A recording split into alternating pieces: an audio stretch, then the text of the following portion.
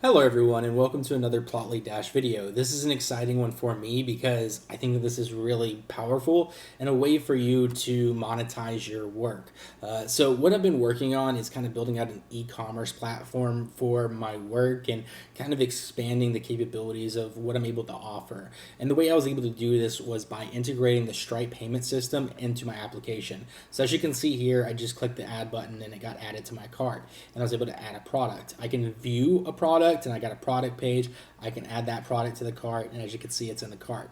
Now, I could go to view my cart, and this is all the items in my cart. I can proceed to checkout, and then it sends me directly to the payment processing page where I can buy my products.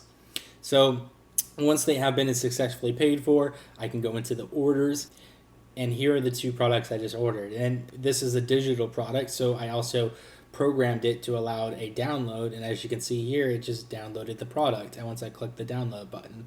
So this is awesome, and e-commerce is such a big industry, and it's really powerful if you are actually the one who owns the application where your products are hosted. As someone that was in e-commerce, understanding the data and having it integrated so closely with a large framework that focuses on data science can allow you to get to know your customer so much further than just the standalone Wix or Etsy or all the other different providers. This allows you to build it out the way that you want. It also limits the amount of money that you're giving to these middlemen, where you don't have to pay 20 to 30%. You're only having to pay Stripe 2.5% for the transaction fees that you are occurring. So other than that, just to kind of show some images of some of the data that I'm using and getting here, you can see that I have products, I have graphs that show the sales performance, I have other different metrics as you can see here. But the way that we're going to be building this out is I'm going to kind of create a product within my actual sandbox in Stripe. I'm going to show you where to find the API keys, and we're going to build out a limited working example. This limited working example is going to be focused on just showing products on a page, allowing a buy now button so that it sends you directly to the buy now page and you can purchase an item and it will get reflected. Then you'll also have analytics over here, which will show you the transactions over time, and we're going to be using a little Plotly graph to visualize that, where we can turn different sections off and on, and then it gives a summary of our overall revenue, the amount of transactions, the average transaction, and then how many transactions we had to date, and a few other different stats on the information that we're building out. So in order to build this out, I'm going to go into the code, as you can see here. I basically created a Dash application, but prior to getting into that, let's kind of set up the API keys. So I have this .env example, which kind of shows you the structure that you're going to need for the API key itself. What you're going to want to do is you're going to want to go back into your web browser and you're going to make your way to the Stripe website, and you're going to want to create an account. Once you have your account made, then you can basically go into products to create a new product, or you can go into home. In the home section, there are API keys, and you can basically copy any of these API keys, and then we're going to grab it and we're going to bring it into our actual code. So all you really need is the Stripe secret key to start to work with the Stripe API. So I passed that through the .env file, and then as you can see here, what I am doing is I am using _main to basically set the Stripe variable so that all of the different pages has access to the Stripe variable that I am fetching from the OS environment, where I am looking for the Stripe secret key, and that's getting sent to that variable, and now this variable is accessible through all my other different pages. So just to kind of show that, we can go into like the home page, for example.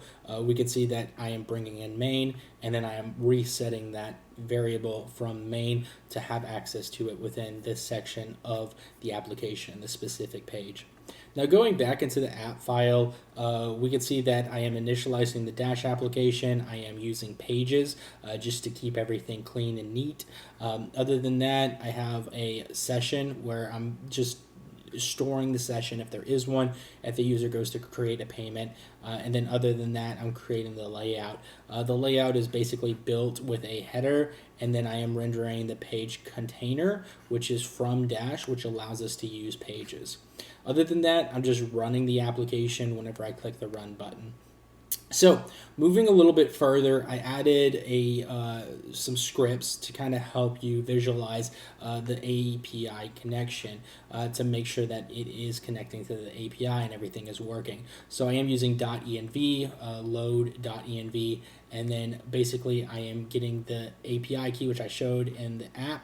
And then I'm just basically saying if there is an API key, then move down to here and then print one product where it's going through the Stripe product list, and then limit it to one to just say that it is working, and then you get a notification and a print statement saying that it was successful. If it isn't successful, then it's going to run this code and it's going to give you guidance on what to do. So moving a little bit further, we can go into the app file. This is going to be the page that we're going to focus on initially in this video, and then we're going to move into a separate video, which is going to jump into the analytics. But for the actual rendering of the products, right? So I am importing Stripe, I am importing Pandas, I am importing Dash, and then I am using web browser.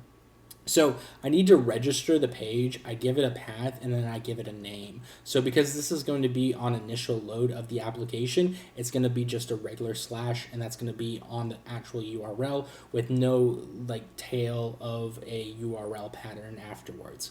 Other than that, I am bringing in that Stripe from the main, as I mentioned. I have a function to fetch the product data. So what this does is I'm creating a blank list, and then I'm going through the products of a Stripe product list, and I'm limiting it to 100 products. So I'm not going to need more than that. As you can see in my actual listing, I only have like 5 products available. So for product and product data, where it's going to look through the product data that is returned from that fetch, then I'm going to grab the prices, and I'm going to basically loop through again, and I'm going to append the data to that blank list, where all I'm doing is I'm grabbing the specific variables from the data that I'm going to need to render the actual components. So I'm going to need a product ID, I'm going to need a name, a description, a price ID, a unit amount, currency, recurring, yes or no, if it's a subscription or not, and then an image. So with that, I'm returning a data frame of what was actually created in that list that I am building out with all of this data. So for the create product card, this is going to take in the product data frame, which is going to be from this right here. Basically, it's going to say if the data frame is empty, then just return no products were available. Else, then we're going to start to create cards around each actual product. So as you can remember, I cleaned up all the products. Now we're going to iterate through the data frame that was created from this function above, and I'm going to just kind of create that card. So for each card, we're going to need a div. Within the div, we have an image. Moving down a little bit further, we're going to show the product name, the product description, and then we're going to give the product amount for how much it's being sold for. Below that, we're going to create this button. This button has a dynamic ID, which allows each ID to be unique and to work with a callback, and we'll kind of show that magic a little bit further down. But basically, whenever you click on the button, then it's going to send you to the payment processing. So with that, there's a try and an accept where it's just going to fetch the data and build it, else it's not going to. And then lastly, I have the layout. So this is how everything is going to get rendered. I am showing a title of available products. If there are no products, then I show an error message. And then this is just a hidden div, which is going to store the checkout URL. And then below that, this is where the cards are going to be rendered. So moving down a little bit further, I have the handle, the buy button, which is the callback, and it's the only callback that I'm using here. So what I am doing is for the input, I'm using that magic of dynamic IDs, where I'm giving it a type of the buy button, which is giving the ID of the buy button, and then the index is going to be each individual index of the product, so that it knows that each individual product should have its own callback in being clicked or not. So if you click on the buy button for one, it will trigger that specific one, else it won't. So it is looking for that end clicks. That's going to be passed through the function right here. So I'm using callback context to look for a trigger event. If there is none, then just do nothing. And then if it is 0, do nothing. And then basically for this, if there is, then I will move down a little bit further. And you could see that it's going to start fetching, where it's going to get the price ID from the product data frame. So this is just getting the information that was associated with the product, so it knows how much the checkout should be charging. It's going to create a session on the click where I'm using stripe.checkout session create. It's going to create that checkout session, and then I guess it's going to tell you that you can only use card. It's going to give the product price and then the quantity, and then it's going to pass through the information to where to send the URL after the checkout process is completed, or where it should send the user whenever it fails.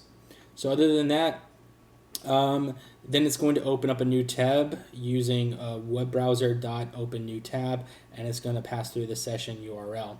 So with that, it's going to return the session URL, which will get returned to the checkout URL and that hidden div that I have here, which allows the application to send the user to that payment page, and then the payment page will automatically send the user back to the application.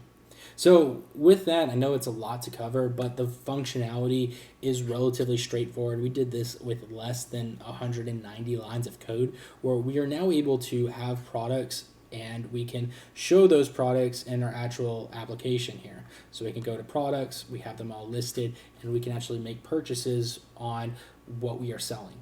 And you are initially working within a sandbox and Stripe, so this is just for testing, but it's good that they have a testing and a production environment. So you can go over here and you can exit sandbox, or you could switch from sandbox to an actual production version, and then you just take the new API keys and then you plug them in, and then you're actually selling products, and then you can accumulate your sales on Stripe and then use that as funds to build out your business.